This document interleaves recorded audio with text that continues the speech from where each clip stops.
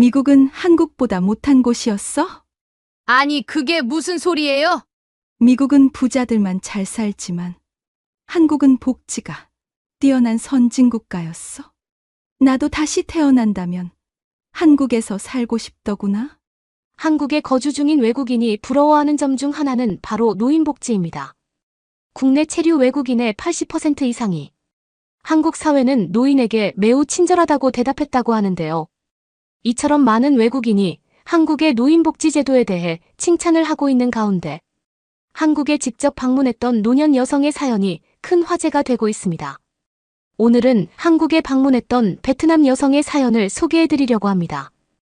평생을 가사도우미로 살면서 늘 무시와 천대를 받아왔다는 그녀는 한국에서 생각지도 못한 대접을 받고 큰 감동을 받았다고 하는데요.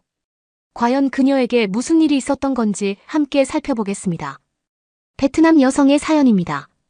감동 시작 애청자 여러분, 영상 시작 전 좋아요와 불우이웃을 위해 끝까지 시청 부탁드립니다. 안녕하세요. 저는 베트남에서 거주 중인 50세 라이퐁이라고 합니다. 평범한 사람들은 제 나이쯤 되면 다들 옹기종기 가족을 이루고 남은 노후를 어떻게 보낼지 고민하고 있을 시기라는 생각이 듭니다. 번성한 자식들과 귀여운 손주들을 보면서 말이죠. 하지만 당연하게도 모든 사람이 이러한 평범한 삶을 누릴 수 있는 건 아닙니다. 저 또한 마냥 평탄하다고는 할 수 없는 인생을 살아왔는데요. 한때는 왜 나는 다른 사람들이 마땅히 누리는 것조차 누릴 수 없는 걸까 하고 제 부모와 가족을 원망한 적도 있었습니다. 하지만 이런 원망은 당장 눈앞에 닥친 문제들을 해결하는 데는 아무 도움도 되질 못했죠. 당장 제가 겪고 있는 가난에서 벗어나려면 일을 해야 했습니다. 저는 베트남 하노이라는 곳에서 태어났는데요. 어릴 적부터 저희 집은 굉장히 가난했었습니다.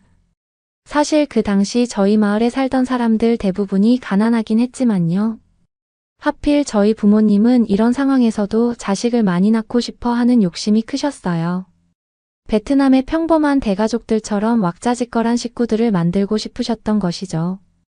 그런 부모님의 바람대로 저희 집은 무려 7명이 함께 사는 대가족이 되었습니다.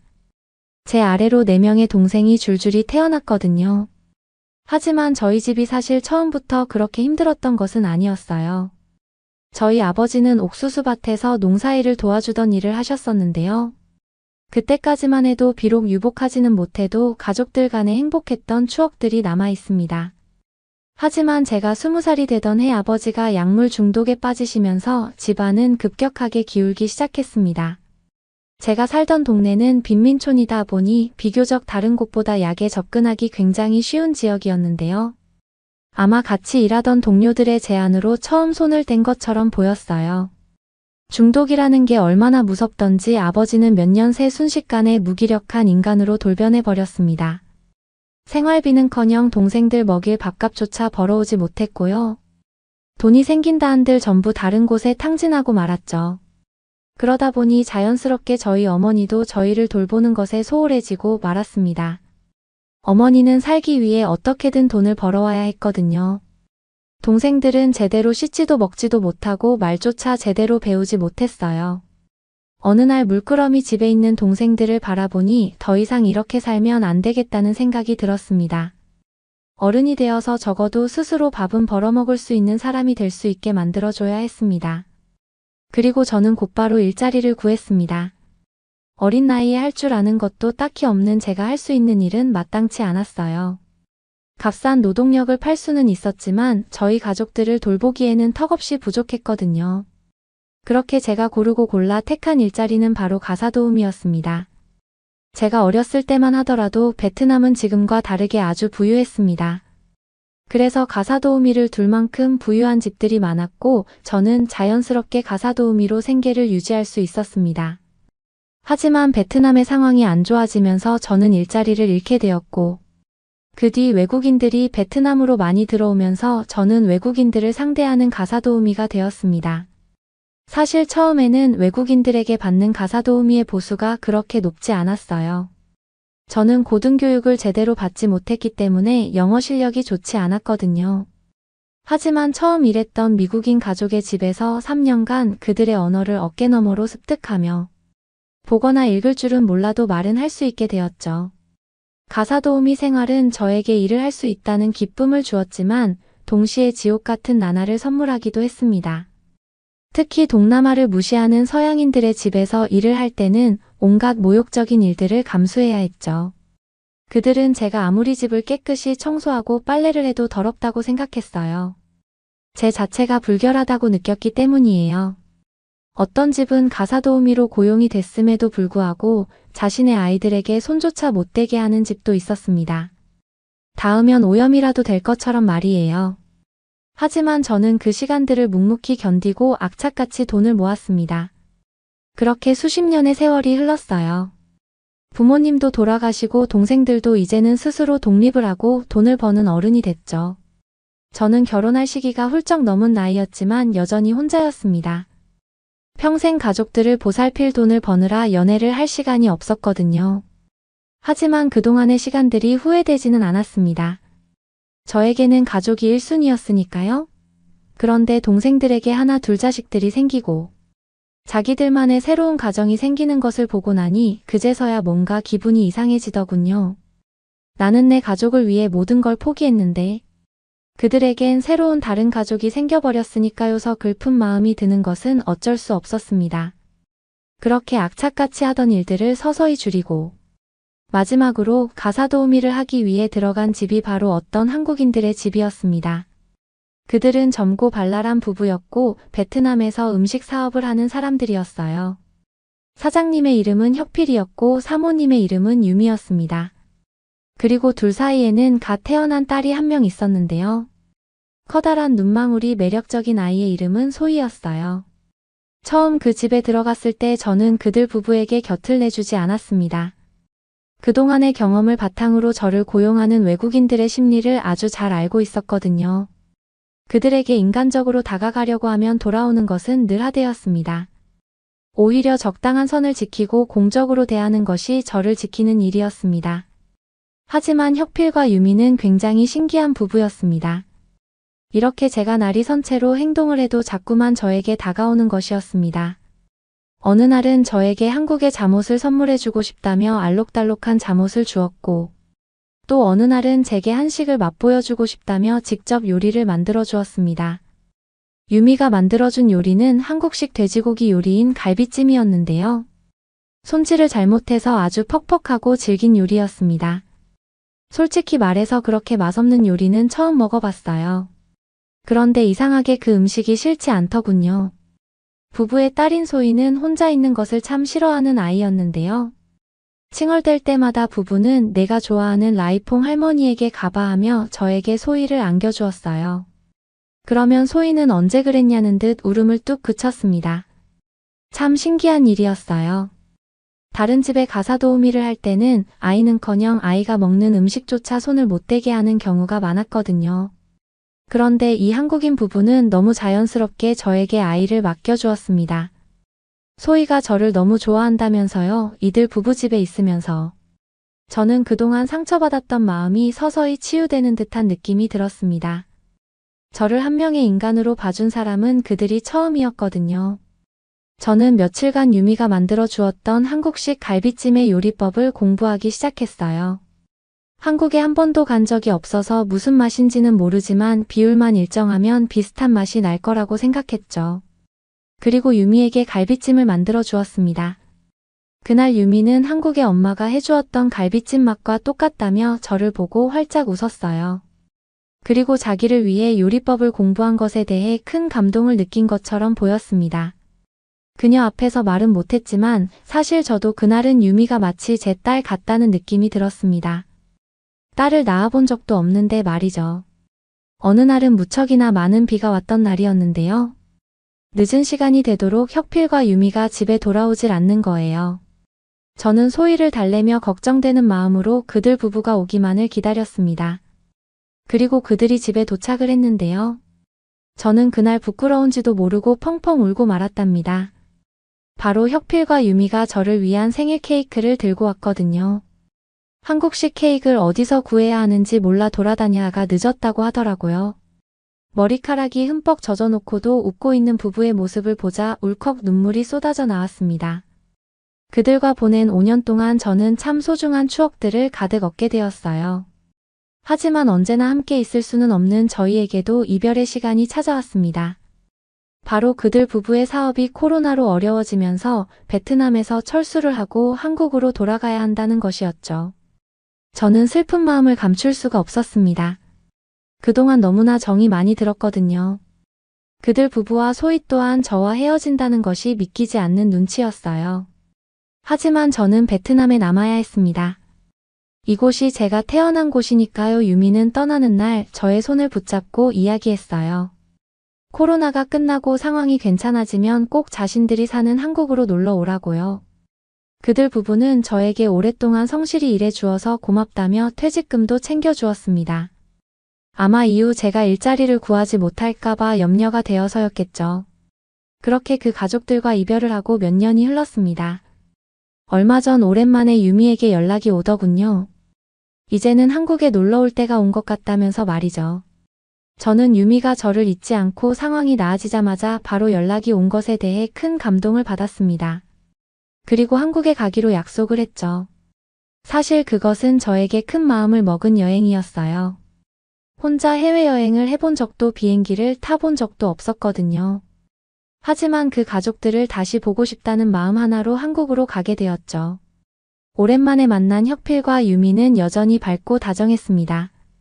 공항에서 저를 발견하자마자 신이 나서 뛰어오더군요. 꼬마 아이였던 소희는 몇 년 새에 키가 자란 모습이었습니다. 베트남 할머니 하며 저에게 안겨오는데 그 모습이 어찌나 귀엽던지요.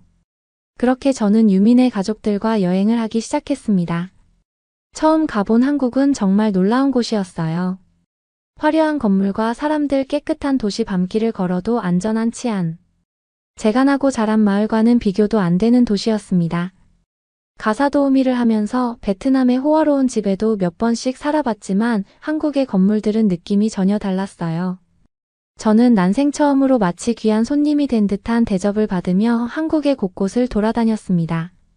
가장 기억에 남는 것은 유미가 데려간 갈비찜 집이었는데요. 늘 제가 만들던 갈비찜만 먹다가 실제로 한국식 갈비찜을 먹을 수 있다는 생각에 무척 가슴이 두근거렸어요. 그리고 첫 입을 먹는 순간 머릿속에서 폭죽이 터지는 줄 알았습니다.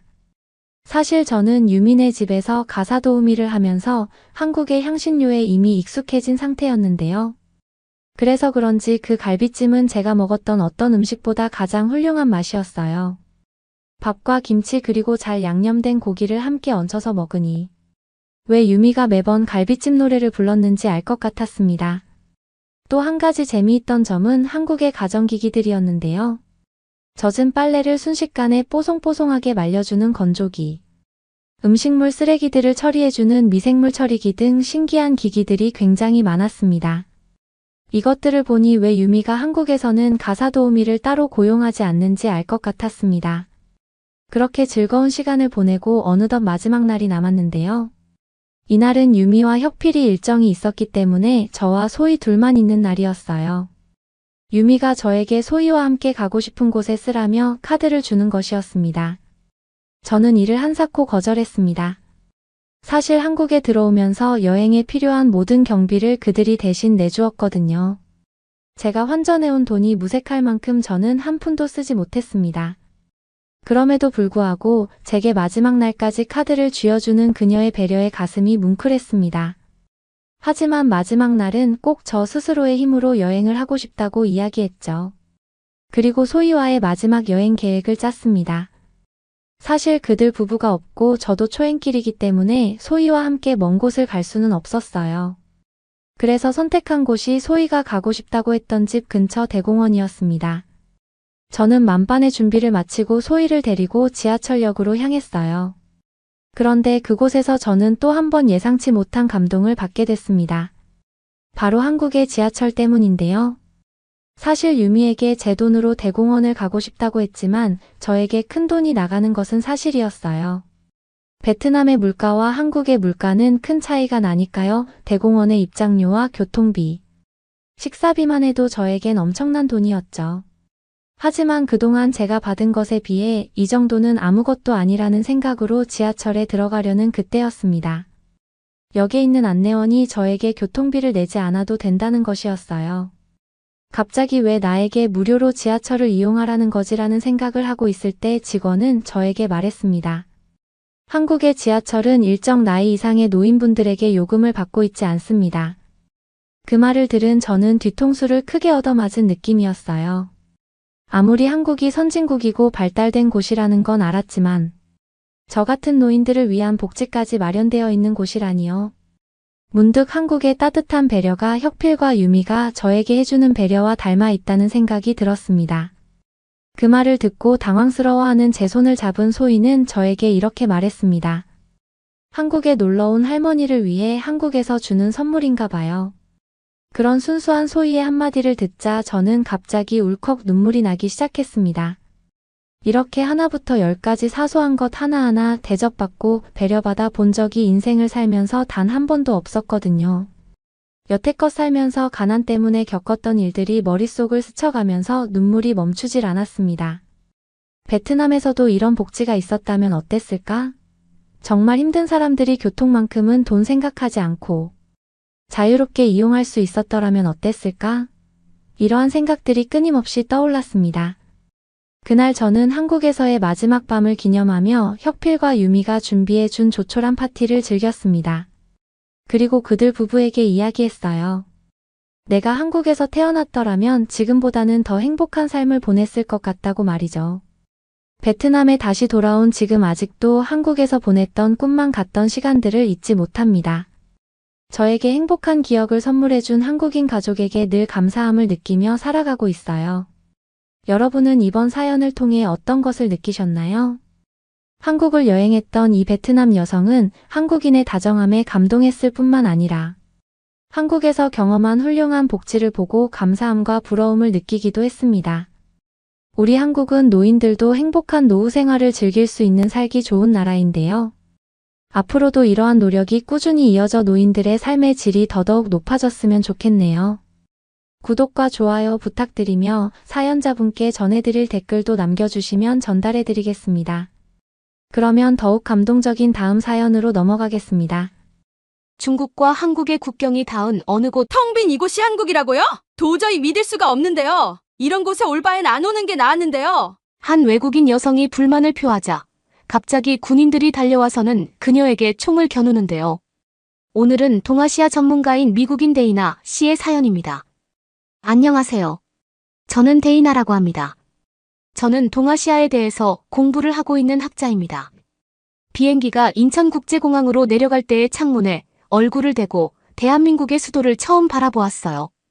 서울이다. 저는 흥분을 주체할 수 없었습니다. 전쟁으로 폐허가 된 나라에서 경제 강국으로 놀라운 변화를 이룬 한국의 이야기를 처음 들었을 때부터 한국 방문을 꿈꿔왔기 때문이죠. 드디어 꿈꾸던 이곳에 도착했습니다. 비행기에서 내리자마자 차가운 겨울 공기가 불어닥쳤어요. 저는 외투를 더 꽉 끌어안고 깔끔한 공항 터미널의 반짝이는 바닥을 가로질러 걸었습니다. 주변에는 한국어, 영어, 중국어로 된 형광 표지판이 환하게 번쩍이고 있었어요. 입국장은 여행 가방이 굴러가는 소리와 가족들의 상봉으로 떠들썩했죠. 입국 심사대를 가볍게 통과한 후 저는 도심으로 향하는 급행열차를 타기 위해 내려갔어요. 깨끗하고 효율적인 지하철 안에서 저는 제 방문을 궁금해하는 친절한 한국인 노인과 이야기를 나누었습니다. 한국에 오신 것을 환영해요. 한국에는 무슨 일로 오셨나요? 그가 서툰 영어로 물어봤습니다. 저는 한국과 중국의 관계를 탐구하는 작가입니다라고 설명했죠. 한국인들이 거대한 이웃 국가를 어떻게 바라보는지 알고 싶어요라고 답했습니다. 그러자 그는 이해했다는 듯 고개를 끄덕였습니다. 그렇군요. 서울은 아기 뉴욕처럼 가장 현대적인 도시랍니다. 그는 자랑스럽게 말했죠. 서울역에 내리자마자 저는 우뚝 솟은 고층 빌딩과 번쩍이는 네온 사인의 미로 속으로 빠져들었습니다. 우와 타임스퀘어나 피카딜리 서커스의 축소판 같은 느낌이 들었어요. 목을 위로 젖히니 화려한 고층 빌딩의 꼭대기가 간신히 보였습니다. 서울은 제가 상상했던 것처럼 미래적이고 빠르게 변화하고 있었어요. 여행 가방을 뒤로 끌고 쌀쌀한 거리를 행진하는 직장인들의 행렬을 따라갔습니다. 모두들 겨울 옷차림을 완벽하게 코디의 패션과 효율성을 모두 갖춘 듯 보였어요. 길모퉁이에서는 김이 모락모락 나는 포장마차에서 고소한 부침개와 매콤한 떡볶이 냄새가 풍겼죠. 긴 비행시간 동안 제대로 된 음식을 먹지 못했다는 생각이 들면서 저의 배가 꼬르륵거렸어요. 번화한 명동에 있는 호텔에 체크인한 후 짐을 내려놓고 바로 밖으로 나섰습니다. 칼바람이 정말 매서웠어요. 저는 장갑 낀 손을 코트 주머니에 집어넣고 쇼핑 거리를 가득 메운 북적이는 사람들 사이에 합류했어요. 반짝이는 백화점은 최신 한국 화장품과 패션을 자랑하고 있었어요. 길가에서는 상인들이 김이 모락모락 나는 수레에서 따끈한 만두와 군고구마를 팔고 있었죠. 동네 전체가 활기로 가득했습니다. 포장마차가 늘어선 좁은 골목을 지나가다 갑자기 거대한 궁전벽과 마주쳤습니다. 500년 된 왕궁이 현대식 고층 빌딩 사이에 숨어 있다니 믿을 수가 없었어요. 이곳이 바로 한국의 오랜 조선 왕조의 본거지인 유명한 경복궁이 분명했어요. 저는 도포를 입은 직원들이 지키고 있는 화려한 문 아래로 이어지는 넓은 돌길을 따라갔어요. 성문을 통과하는 순간 마치 시간을 거슬러 한국의 고대 과거로 돌아간 듯한 기분이 들었습니다. 장엄한 근정전으로 향하는 길에 날개를 펼친 듯 화려한 지붕과 춤추는 용과 봉황이 그려진 처마가 보였어요. 수백 년 전 이 길을 거닐던 왕의 후궁과 정치가들의 모습을 상상해 보았습니다. 이 벽들이 어떤 이야기를 들려줄 수 있을지 정말 설레었어요. 궁전의 거대한 나무 문 앞에는 수세대에 걸쳐 그랬던 것처럼 제복을 입은 경비들이 보초를 서고 있었어요. 저는 근위병들이 절을 하고 완벽하게 일사불란하게 자세를 바꾸는 의식적인 교대식을 지켜보았습니다. 그들의 품위 있는 의식은 질서, 충성, 효도라는 유교적 원칙을 고스란히 담고 있었어요. 드넓은 경복궁 안을 거닐며 고립된 왕국에서 전쟁으로 폐허가 된 식민지로, 그리고 마침내 오늘날의 경제대국이 되기까지 한국의 놀라운 국가적 여정을 되돌아보았습니다. 이 유서 깊은 과거의 흔적을 현대도시의 한복판에서 여전히 찾아볼 수 있다니. 한국은 정말 놀라운 대조를 이루고 있었어요. 궁을 나와 구불구불한 자갈길을 따라 전통 한옥이 늘어선 좁은 골목길을 우연히 발견했습니다. 북촌 한옥마을이었어요. 이곳에서는 시간이 멈춘 것 같은 느낌을 받았습니다. 장을 보고 집으로 돌아가는 할머니들을 보며 한국의 소박한 과거로 돌아간 듯한 기분이 들었어요. 지혜로운 속담이 새겨진 나무문은 오랜 유교적 삶의 방식을 말해주고 있었습니다. 한 사람이 겨우 지나갈 수 있는 좁은 골목길을 따라 내려가다 높은 돌담 뒤에 자리 잡은 찻집을 발견했어요. 내부에서 도자기 찻잔이 부딪히는 부드러운 소리와 조용한 대화가 들렸죠. 문을 열고 들어가니 낮은 나무 탁자가 놓인 소박한 한옥 안에 노인들이 앉아 차를 마시며 바둑을 두는 모습이 보였습니다. 흰 수염을 기른 한 신사가 저를 부르며 앉으라고 손짓했어요. 이리 와서 차 한 잔 마셔요. 그가 김이 모락모락 나는 찻잔을 따라주며 말했어요. 저는 고개를 끄덕이며 뜨거운 도자기에 언손을 올리며 손을 따뜻하게 녹였습니다. 차는 약간 쌉쌀한 자스민 향이 났어요. 저희는 조용히 앉아 눈 덮인 마당을 바라보았습니다. 그의 숨결이 제 차에서 피어오르는 수증기와 섞이는 것이 보였어요. 이 고즈넉한 한옥에서는 시간이 완벽하게 멈춰 있는 것 같았죠. 한국은 너무 빨리 변해요. 노인은 거의 혼잣말로 중얼거렸어요. 하지만 한옥과 차 즉 옛 방식은 여전히 변하지 않았죠. 저는 그의 말에 감탄하며 고개를 끄덕였어요. 서울의 숨가쁜 속도 속에서도 고즈넉한 한옥에서 차 한 잔을 마시며 과거의 메아리를 찾을 수 있었어요. 저는 과거와 현재, 전통과 현대 사이의 문화적 줄다리기가 저희 한국 탐험을 정의하게 될 것임을 느낄 수 있었습니다. 해가 질 무렵 저는 하루 종일 탐험을 마치고 배가 고파 명동의 번화한 레스토랑 거리로 돌아갔어요. 밝은 조명의 간판과 네온 사인 거대한 광고판이 거리를 미래지향적인 빛으로 물들였어요. 불과 몇 시간 전에 방문했던 고즈넉한 한옥마을과는 전혀 다른 에너지가 느껴졌죠. 짬뽕이나 매운 해물국수를 파는 지하식당에 들어가서 공용 테이블에 앉았어요. 젊은 학생들이 수다를 떨며 틈틈이 휴대폰을 들여다보고 있었습니다. 서빙 직원분들은 김이 모락모락 나는 그릇과 지글지글 끓는 접시가 담긴 무거운 쟁반의 균형을 맞추며 이리저리 휘젓고 다녔어요. 모두들 시끄럽게 국수를 꿀꺽 삼키며 밤 외출을 위한 에너지를 충전하고 있었어요. 제 짬뽕은 꼬불꼬불한 면 위에 홍합, 새우 오징어 어묵을 높이 쌓아 올려져 뜨거운 국물이 보글보글 끓어오르는 상태로 도착했어요. 제 혀를 마비시킬 정도로 매콤하면서도 감칠맛이 났어요. 저는 매운맛을 잘 못 먹지만 이 음식은 정말 맛있었어요. 타는 입을 식히기 위해 물을 꿀꺽 삼키는 제 모습을 옆에서 지켜보던 다른 손님들이 재미있어 했습니다. 아, 한국 음식이 너무 매워요. 옆에 있던 여자애가 놀리더군요. 저는 얼굴을 붉혔습니다. 조금 묘하지만 정말 맛있어요. 그녀는 선하게 웃었어요. 걱정 마세요. 곧 익숙해질 거예요. 배를 채우고 식당을 나와서 저는 눈부신 도시를 저녁 산책했어요. 한국어, 영어, 중국어 등 어지러운 언어의 바다에 네온 사인이 번쩍거리고 있었습니다.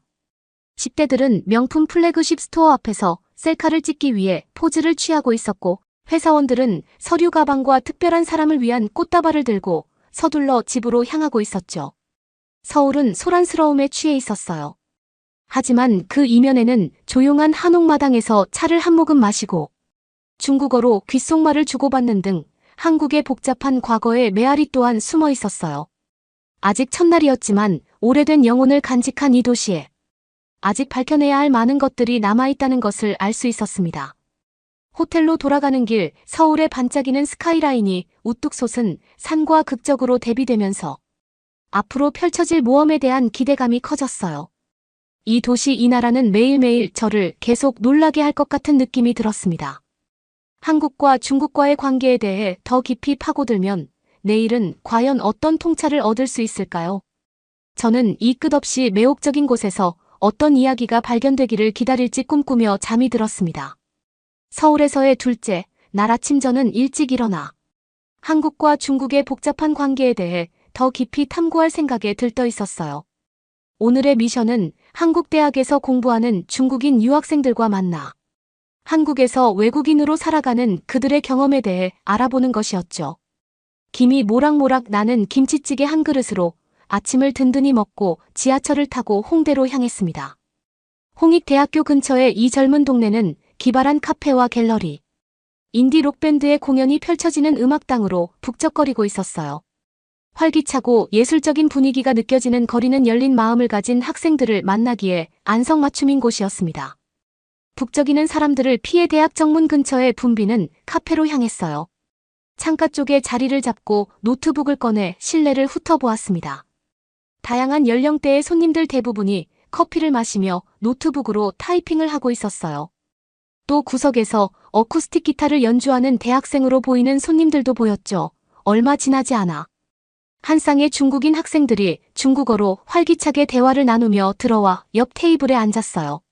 쇼타임. 저는 심호흡을 한 후 서툰 중국어로 제 소개를 하며 중국과 한국의 관계를 탐구하는 제 프로젝트에 대해 설명했죠.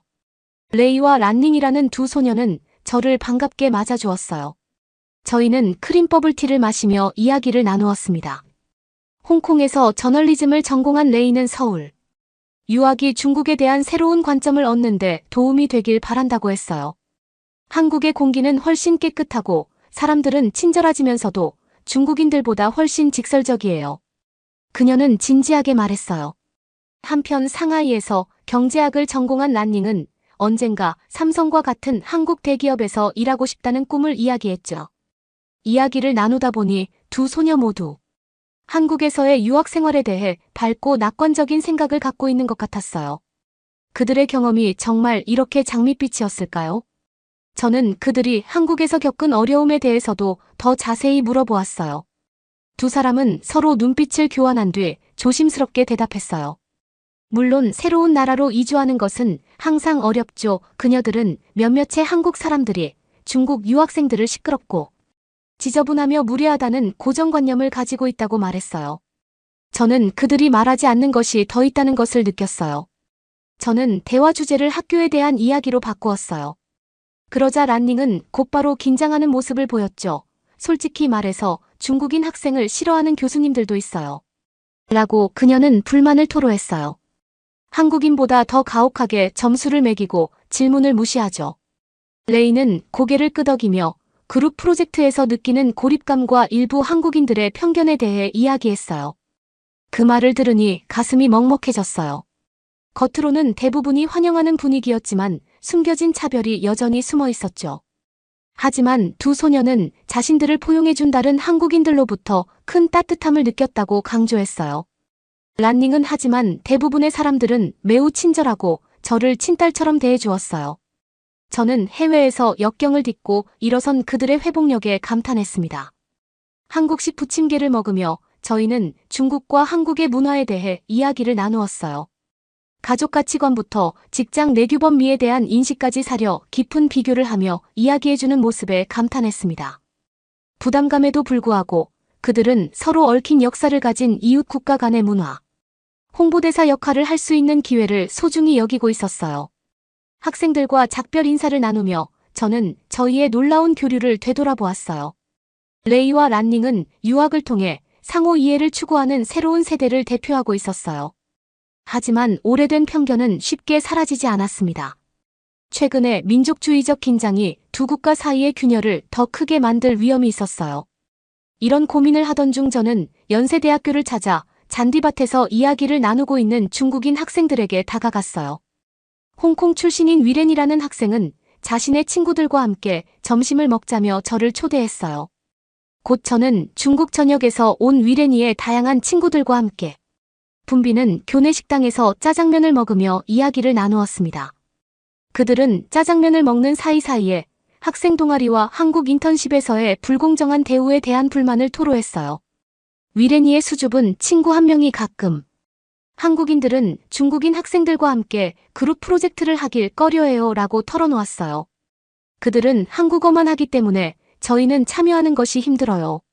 졸업 후 아파트와 일자리를 구하는데 어려움을 겪는다는 이야기도 있었어요.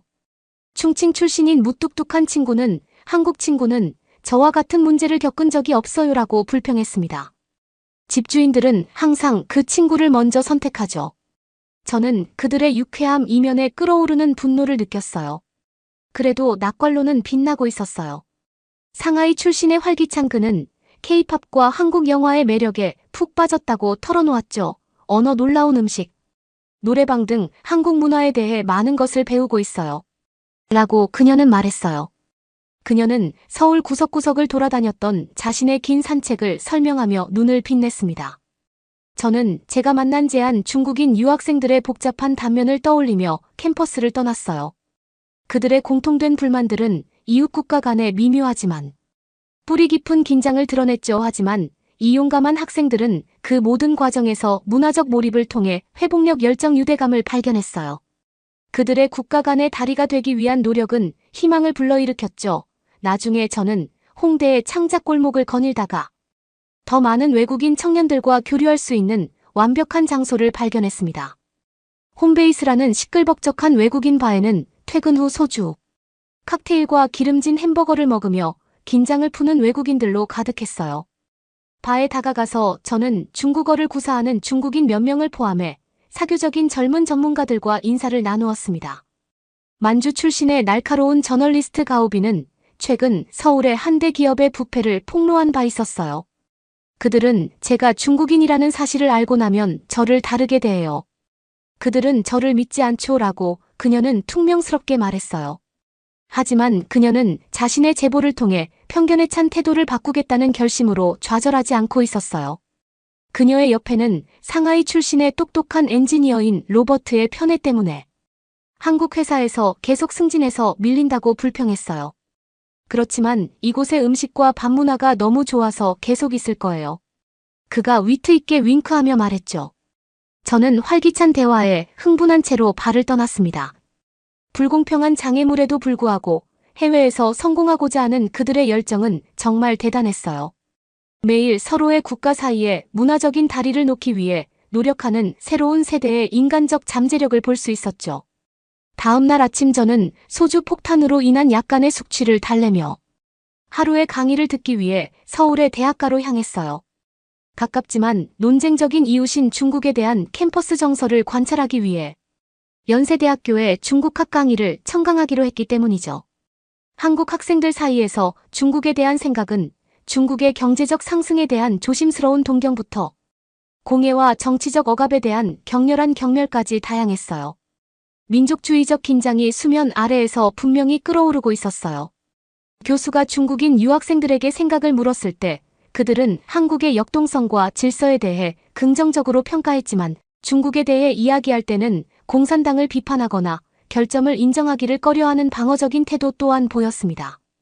속삭이는 듯한 점심 식사 대화에서 이 애국적인 유학생들은 고국의 심각한 인종적 위계 질서와 사회적 압력에 대해 더 많이 털어놓았어요. 한 학생은 중국은 화합에 대해 이야기하지만 표면적으로만 화합을 이야기해요라며 슬픈 표정을 지었어요. 하지만 여기서는 더 자유롭게 제 생각을 말할 수 있어요. 저는 이러한 솔직한 교류가 주는 교훈을 생각하며 캠퍼스를 떠났습니다. 두 나라 모두 민족주의와 민족적 자부심이 깊게 깔려 있지만 제가 목격한 학생들의 교류는 적대감이 아닌 개방성에 대한 진정한 열망을 반영하고 있었어요. 어쩌면 그들의 세대는 역사적 상처를 치유하기 시작할 수 있을지도 모릅니다. 저는 마지막 날을 한국의 대표적인 예술대학인 홍익대학교에서 학생들과 함께 보냈어요. 이곳에서는 획기적인 교류 프로그램을 통해 중국인과 한국인이 함께 문화적 고정관념에 맞서 싸우는 프로젝트를 진행하고 있었어요. 저는 그들의 주간 워크숍에 참여하여 관찰하고 싶었죠. 실험 무용에서 중국과 한국 학생들은 서로의 움직임을 미러링한 후 음과 양처럼 우아하게 얽히고 설키며 조화롭게 춤을 추어 쌓여 화가들은 서예와 앉아 한글을 혼합해 생각을 자극하는 벽화를 그렸죠. 또 합동시극단은 아시아의 미래에 대한 갈망과 희망을 담은 시를 중국어와 한국어로 낭송했어요. 이 파격적인 공연은 분열이 아닌 영혼을 연결함으로써 뿌리 깊은 편견을 강력하게 없애고 있었습니다. 저는 나중에 참가자들과 나눈 대화를 통해 그들의 말에 이상주의가 가득하다는 것을 느꼈어요. 유진이라는 무용수는 저희가 함께 창작하면 중국과 한국의 경계는 없다고 생각해오고 말하며 열정으로 가득 찬 눈빛을 빛냈어요. 유웨이라는 중국인 예술학생도 같은 생각을 밝혔습니다. 저희의 우정은 과거에 대한 편견의 저항입니다. 워크숍이 끝날 무렵 모두가 큰 기대를 품고 두 팔을 뻗어 환호하며 어울렸어요. 서로의 창조를 통해 장벽은 사라졌어요. 이 협업을 지켜보면서 저는 예술이 가진 연결의 힘으로 오래된 분열이 치유되는 모습을 볼 수 있었어요. 저는 낙관적인 마음으로 가득해졌습니다. 활력을 되찾은 채 대학을 떠나면서 한국에서 중국인 유학생들과 함께한 자극적이면서도 도전적이었던 일주일을 되돌아보았어요. 그들의 개방성과 솔직함은 표면 아래에 잠재된 긴장을 드러내기도 했지만 이해를 통해 다리를 놓는 모습도 보여주었죠. 무엇보다도 저는 갈등보다 연결을 수능보다 창의성을 추구하는 그들의 회복 탄력성에서 영감을 받았어요. 이 용기 있는 세대는 한 번에 한 가지씩 다채로운 분놀림으로 더 협력적인 미래를 향한 길을 닫고 있었어요. 다음 여정을 위해 짐을 싸면서 저는 이미 이 활기찬 나라가 제 관점을 바꾸고 있음을 느낄 수 있었습니다. 중국과 한국의 관계는 어떤 헤드라인으로도 표현할 수 없을 만큼 복잡하게 얽혀 있었어요. 여기서 작용하는 사회적 힘을 이해하려면 미묘한 뉘앙스와 공감이 필요했습니다. 물론 난관이 기다리고 있었지만 이 미묘한 관계 사이에는 약속의 씨앗이 심어져 있었어요. 저는 두 나라가 얽혀있는 국경을 향해 동쪽으로 향하면서 그들의 개방정신을 등불처럼 품었습니다. 저는 동이 트기 전에 남북을 가르는 비무장지대. 바로 남쪽에 있는 이름 모를 한국 마을 동두천의 호텔에서 눈을 떴어요. 오늘 저는 중국과 한국의 국경을 따라 위치한 작은 산업 공동체를 방문하여 한국의 이웃 국가와의 경제적, 문화적 긴장관계를 살펴볼 예정이었어요. 아침에 쌀쌀한 날씨에 밖으로 나와 서울의 질서, 정연한 지하철과는 극명한 대조를 이루는 동두천의 혼란스러운 버스터미널로 향했습니다. 주변에는 중년의 공장 노동자와 노점상들이 시골, 맞닿은 마을로 향하는 먼지가 자욱한 버스를 타기 위해 서로 뒤엉켜 있었어요. 저는 첫 번째 목적지인 항구 도시 인천으로 향하는 만원버스에 몸을 실었습니다. 서쪽으로 달리자 화려한 서울의 스카이라인이 뒤로 사라지고 음산한 노동자 주택가와 함께 연기를 뿜어내는 회색 공장이 펼쳐졌어요.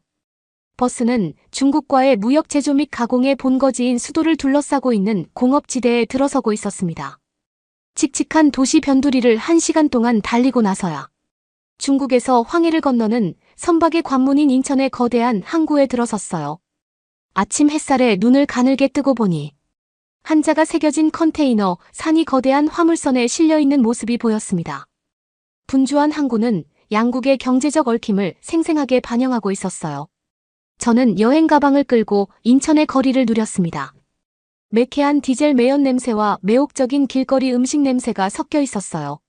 숭어탕, 중국식 종즈, 한국의 소시지, 지친 아줌마들이 중국 전자제품과 의류가 가득 담긴 카트를 밀며 큰 소리로 물건을 팔기 위해 호객을 하고 있었어요.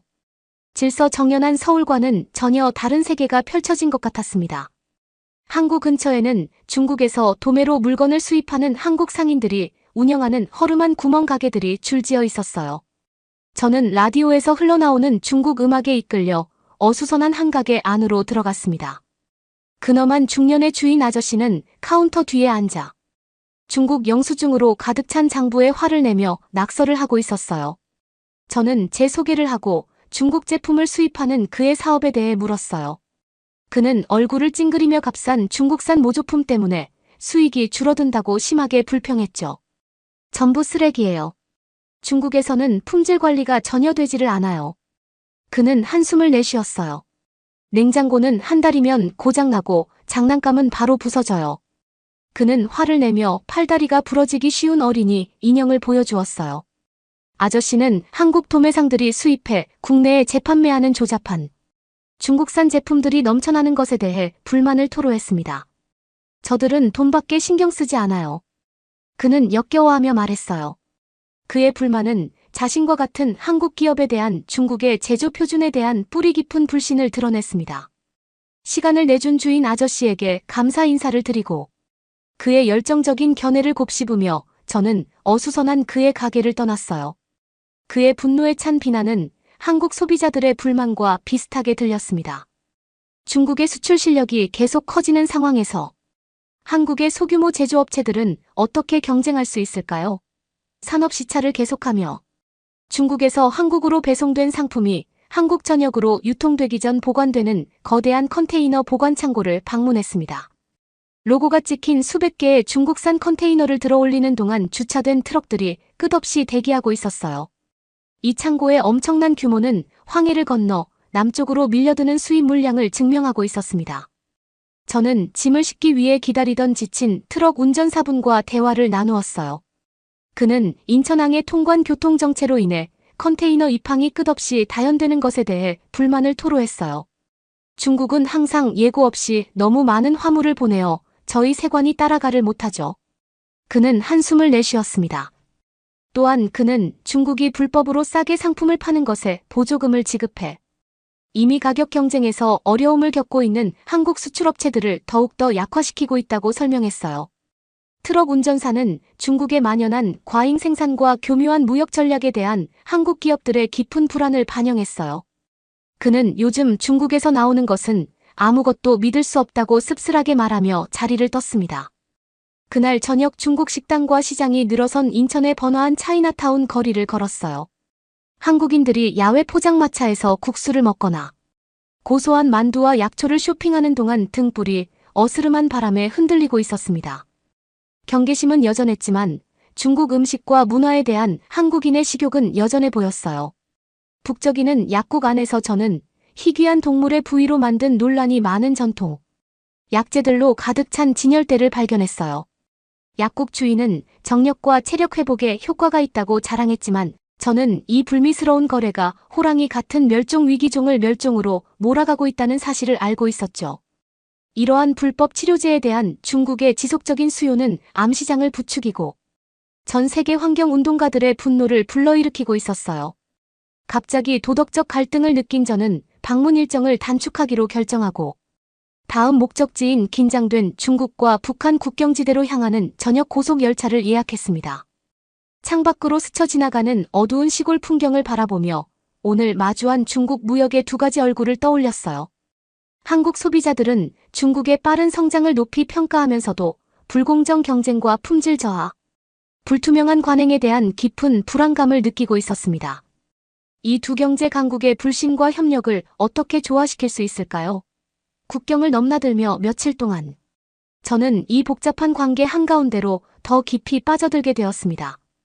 다음 날 아침 저는 압록강을 사이에 두고 중국 단둥과 분리된 북한 국경 도시 신의주에서 창밖에 섬뜩한 정적에 잠에서 깨어났습니다. 아래쪽에는 간판도 상점도 사람도 없는 삭막한 고층 건물이 늘어선 황량한 강변. 대로변을 북한 군인들이 순찰하고 있었어요. 마치 유령 도시처럼 텅 빈 상태였지만 경계심이 함께 느껴졌습니다. 호텔에서 죽을 먹은 후 단둥으로 이동하기 위해 아래층에서 가이드분을 만났습니다. 중국에서 태어난 조선족인 장거돈 씨는 고향이라고 부르는 국경 지역을 안내해주겠다고 약속했어요. 압록강 다리를 건너 중국의 회색빛 대도시로 들어선 저희는 갑자기 밝은 빛과 냄새, 정신없는 활동적인 에너지 속으로 다시 뛰어들게 되었어요. 미연 씨는 한국 브랜드 의류와 완벽한 한국어로 사람들 사이에서 눈에 띄었습니다. 그는 모국어로 말하며 플라스틱 장난감 종이 부채, 북한 술 등을 파는 상인들이 미로처럼 얽힌 시장으로 저를 안내해 주었어요. 미연 씨는 매일 수많은 중국 상인들이 북한에서 물건을 사서 본국에 재판매하기 위해 건너온다고 설명했어요. 그는 국경을 넘어 북한 파트너와 중국인이 운영하는 공장과의 거래에 널리 사용되는 중국 모바일 결제 앱을 보여주었어요. 미연 씨는 유엔 제재에도 불구하고 중국 밀수업자와 북한 관료들이 불법 국경 간 무역을 통해 이익을 얻고 있는 지하 네트워크에 대해 설명했습니다. 부패가 경제에 기름을 끼얹는 것 같았죠. 그날 밤 미연 씨는 조선족들이 구운 고기와 김치 소주를 마시며 친목을 도모하는 소박한 한국 식당으로 저를 데려갔어요. 조선족은 이 국경 지역에서 여러 세대에 걸쳐 경쟁하는 고향 사이에 끼어 살고 있었습니다. 한 식당 주인은 부패한 국경 경비대와 손잡은 북한 마약 밀매업자들이 중국 관리들에게 소주 몇 잔의 뇌물을 바치고 있다며 개인적으로 불만을 토로했습니다. 중국 보안군이 단속을 시도한다는 소문이 수면 아래에서 부풀어 올랐죠. 이후 활기찬 노천시장에는 북한산 과자, 인삼 해산물 등 수입품이 넘쳐나면서 정부의 단속에도 불구하고 국경에 구멍이 뚫려 있음을 보여주고 있었어요. 미연 씨는 감시 카메라가 곳곳에 설치되어 있지만 소규모 밀수가 계속되고 있다 고 이야기했습니다. 한 한약방을 지나가다 논란이 되고 있는 멸종위기종 곰슬개집이 동물 부위 사이에 진열되어 있는 것을 발견했어요. 미연 씨는 고개를 절레절레 흔들었습니다. 중국인들은 강장제처럼 여겨지는 이런 불법 치료제에 엄청난 돈을 지불해요. 그는 한숨을 내쉬었어요. 하지만 한국인들은 오래전에 이 잔인한 관행을 포기했어요. 문화적 사고방식이 이웃 국가의 보존 윤리에 어떤 영향을 미치는지 생각해 보았습니다. 다음 날 새벽 장씨는 압록강을 가로지르는 가장 높은 다리 꼭대기에 있는 한국전쟁 기념관으로 저를 데려다 주었어요. 저는 전사한 중국군 병사들의 이름이 깔끔하게 새겨진 기념비의 대리석 벽을 따라 침울하게 걸었습니다. 미연 씨는 헌화한 꽃을 놓고 조용한 북한을 바라보며 이 국경 지역을 하나로 묶는 끔찍한 역사를 생각했죠. 강을 따라 북쪽으로 향하면서 저희는 중무장된 국경을 지키는 군 검문소 근처를 지나갔어요. 녹슨 기차가 북한 강변에 버려진 채 방치되어 있어 중국과 북한의 역사적 무역선이 단절된 모습을 떠올리게 했습니다. 고립된 두 국가를 가로지르는 강을 바라보며 저는 정치와 지리적 긴장이 수면 아래에서 끓어오르는 것을 느꼈어요. 저희는 곧 강변 도시 해상에 도착했습니다. 제재 이전에는 북한 노동자와 물자를 가득 실은 기차가 일상적으로 중국으로 건너갔던 곳이었죠. 선전벽화가 즐비한 한적한 역에는 한때 북적거렸던 무역의 흔적은 찾아볼 수 없었어요. 조용한 북한 경비병들만 순찰을 돌고 있었죠. 이곳의 경제적 피폐함은 분명하게 보였습니다. 내륙으로 돌아오는 길 미연 씨는 두 문화 사이에서 성장한 자신의 모습을 떠올렸습니다. 그는 한국의 역동성에 감탄하면서도 수능에 대한 압박은 싫어했죠. 중국인 할머니와의 추억을 떠올리며 어느 한쪽의 조국이라고 온전히 주장할 수 없는 자신의 처지에 대해 생각했어요. 저는 국가 간의 다리 역할을 하는 그의 사려 깊은 통찰력에 감탄했습니다. 그날 밤 저는 미연 씨와 그의 가족들과 함께 한국 냉면을 맛있게 먹었습니다. 이 외딴 군사기지에서 한국 문화를 자랑스럽게 보존하는 그들의 모습은 감동적이었어요. 저녁 늦게까지 감차를 마시며 이야기를 나누면서 중국인도 한국인도 아닌 미연 씨의 애매한 정체성과 정치적 기류를 헤쳐나가는 그의 모습에 대해 생각했어요. 새벽에 미연 씨는 동쪽으로 돌아가는 기차를 타기 위해 저를 단둥역으로 데려다 주었어요. 작별 인사를 나누면서 그는 저에게 평생 잊지 못할 말을 남겼습니다. 국가가 오래된 증오가 아닌 공동의 희망에 집중할 때 저희는 공유된 인간성을 찾을 수 있어요.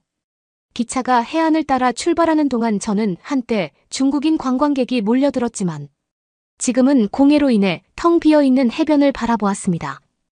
저는 경제적으로 고립된 북한과 호황을 누리는 중국 정부 간 협력과 불신, 조국을 그리워하면서도 거부하는 조선족 등 제가 목격했던 냉정한 대조를 떠올렸어요. 이곳에는 쉬운 해답은 없었고 회색빛 음영만 가득했습니다. 국경 여정을 마치고 며칠 후 서울에 도착한 저는 이 두 강대국 사이에서 벌어지는 문화적 뉘앙스에 대해 더욱 깊이 이해하게 되었어요. 수면 아래에서 끓어오르는 갈등을 극복하기 위해서는 인내와 지혜가 필요했죠. 기차가 서울역에 들어서자 저는 다시 한번 수도의 활기찬 에너지가 중독성 있게 밀려오는 것을 느꼈습니다. 하지만 이제 저는 한국과 이웃 국가와의 복잡한 관계에 대해서 보다 냉정한 시각으로 차분해져 있었어요. 도시의 역동성과 소박한 전통 현대적 열망과 역사적 원앙, 그리고 분단만큼이나 깊은 연결고리가 이어져 있었습니다. 아직 해결되지 않은 문제가 많았지만 국경을 따라 여행하면서 정치와 지리적인 분열에도 불구하고 우리가 공유하는 인류애를 느낄 수 있었어요. 평범한 연결을 통해 만들어진 다리에서 희망은 계속 이어지고 있었습니다. 게스트하우스에 앉아 글을 쓰면서 저는 숨겨진 진실이 존재하고 있다는 것을 알 수 있었습니다. 여러분은 어떻게 보셨나요? 응원과 격려의 한마디씩을 댓글로 남겨주시기 바랍니다. 사연자분들에게 전달해드리겠습니다. 실제 사연 제보를 받고 있습니다. 채택되신 분께는 작은 선물도 보내드리고 있습니다. 저희의 사연이 여러분의 하루에 작은 힘이 될 수 있었으면 좋겠습니다. 감동적인 사연을 주변 분들과 이야기 나눠보세요. 더욱더 좋은 영상으로 다시 찾아뵙겠습니다.